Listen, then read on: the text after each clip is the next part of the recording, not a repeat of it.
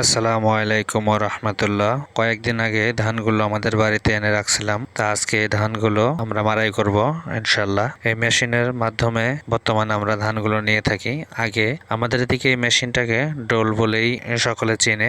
আগে এই ডোলগুলা পায়ে চালাতে হতো, প্লাস হাতে ধান ধরতে হতো, কিন্তু বর্তমানে পা দিয়ে না চালিয়ে এভাবে মেশিন দিয়েই ডোলগুলা দিয়ে ধান মাড়াই করা হয়। বর্তমানে এভাবেই আমরা ধান নিয়ে থাকি। ডোলে একটা সমস্যা আছে, মেশিনের মাধ্যমে নিতে গেলে ডোলগুলা অনেক স্পিডে ঘুরে, মানে অনেক জোরে জোরে ঘুরে। এই ডোলগুলাতে ধান নিতে গেলে সকলেরই একটু সতর্কতা অবস্থায় কাজ করা প্রয়োজন, কারণ এই ডোলে ধান নিতে গেলে ধানের খড়গুলা, মানে আমাদের দেশে বিচালি বলে, বিচালিগুলা পেঁচে যায়। পেঁচাই গেলে তখন আপনার এই হাতও ধানের এই মেশিনের ভিতরে হাত চলে যেতে পারে। তাই সেজন্য সকলেরই সতর্কতাভাবে কাজ করা উচিত, কারণ হাতের একটা ক্ষতি হয়ে গেলে অনেক বড় ক্ষতি হয়ে যাবে, আপনার কয়েকদিন কাজ বন্ধ থাকবে। তাই সকলে সতর্কতাভাবে কাজ করলে আমরা ওই বিপদ থেকে রক্ষা পাবো ইনশাআল্লাহ। এবং আল্লাহর কাছে সকলের জন্য দোয়া থাকবে। ফি আমানিল্লাহ। দেখেন, বলতে না বলতে কিভাবে ধানের খরচে জড়িয়ে গেছে, তারপর আমরা মেশিনটাকে থামিয়ে তারপরে এটা ছাড়িয়ে নিলাম। সকলেরই উচিত সতর্কতাভাবে কাজ করা,